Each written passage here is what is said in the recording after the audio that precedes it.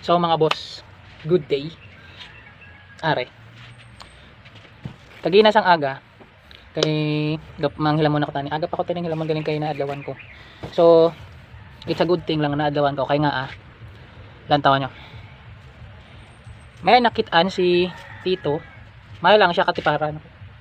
Siya nakatipara sa mga gilid-gilid sang kable sa dalom ni sa pubo-pubo ari. Meron siyang nakitang, kita nyo? Yun.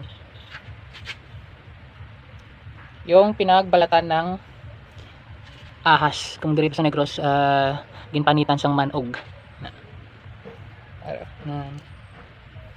Imagine na pala. Are na utol na naputol na pero ito. Yung haba oh. Yan. Ay, grabe. Yan. So ito yung pinakaulo niya. Yan, makikita niyo. Yan. Yan oh, hurma-hurma pa oh. Hurmang-hurma yung pinakaulo niya. Oh, nakabuka. So nakaganyan yan habang nagbabalat siya. So ganyan yung pinaka itsura.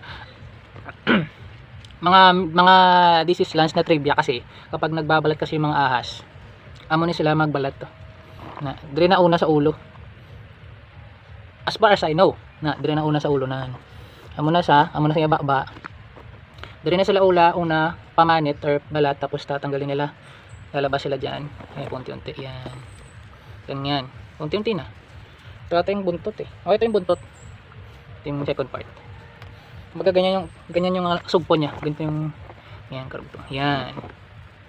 So kanina, umaga, ito ano na nga to, ito yung tiyo na nga to, yung itsura niya. Pero nung nakuha namin to kanina umaga, medyo malagkit pa. So ibig sabihin, ano pa? Fresh na fresh from the farm. Siguro kaninang madaling araw lang siya natapos magbalat ng kanyang magpalit ng balat. Imagine niyo. Yan. May plano pa sana akong madilim pang pumunta dito kasi meron pa akong tinatapos na yung mga hila-hilamon, mga weeding sa mga mga previous drills ko, nakita nyo. Nagtatanggal ako ng mga damo-damo. Buti na lang medyo natanghali ako kasi baka magkaroon akong PTSD. Trauma sa ahas. PTSA pala. Pero ano lang naman to mga boss.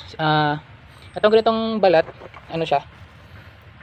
Balat lang naman to ng rat snake. So yung rat snake kung sa amon pa is hindi naman siya galitan or venomous. Ang mahirap lang kasi dito sa Negros is kung galitan ang ahas or venomous, pero kung mga rat snake hindi. Yan. So rat rat snake. So hindi naman siya peste. Actually yung mga ahas, ang mga manog ni bala, hindi siya mga peste mga boss sa mga farm natin kasi itong mga ahas kasi ito yung parang balance natin, or siguro sabihin na natin na parang nakakatakot na katuwang ng mga farmer dito sa bukid. Kung sa merong kalabaw, tapos meron tayong secret na mga katuwang. Ito yung mga sneaky kasi sila yung kumakain ng mga daga, yung mga dagang bukid, yung mga pumapeste talaga sa mga pananim natin. Yan. Hindi ka naman dapat talaga matakot sa mga ahas kasi yung ahas yung natatakot sa tao. Ang problema nga lang syempre kapag naapakan mo, katulad ko na meron pa siya libulag, yun yung inaingatan ko. Hindi naman ako natatakot sa ahas at all, pero yung maapakan sila kasi syempre kahit nasabihin natin na atapang ang tao, pero kung nandiyan na ang atapang ahas, di ba? Atakbo man tayo. Pero yung mga ganito hindi naman siya venomous, rat snake lang naman, so safe pa rin. So ibig sabihin kahit matuklaw ka, hindi naman siya nakakalason. Ang lang syempre nakakatakot lang yung mga magkal. Kung sa amon pa sa Negros Island, mga magkal, or sa Tagalog is mga sawa. Pero katulad nga ng sinabi ko, huwag kayong matakot sa ahas kasi yung ahas yung natatakot sa atin. Yan. So bakit dito siya nagbalat sa may kubo? Kasi normally ang mga ahas mahilig talaga sa mga malalamig na lugar, madidilim at malalamig na lugar. Kaya siguro pag nagtuloy-tuloy na yung project dito sa farm, yun yung mga kailangan namin ayusin talaga yung kubo para hindi, di ba? Yan, hindi siya pamahayan ng mga rat snake, no? Nangahabol lang naman yung ahas kapag may anak. Yun sabi nila, kapag may anak, yung mga itlog yung nangahabol yung mga ahas.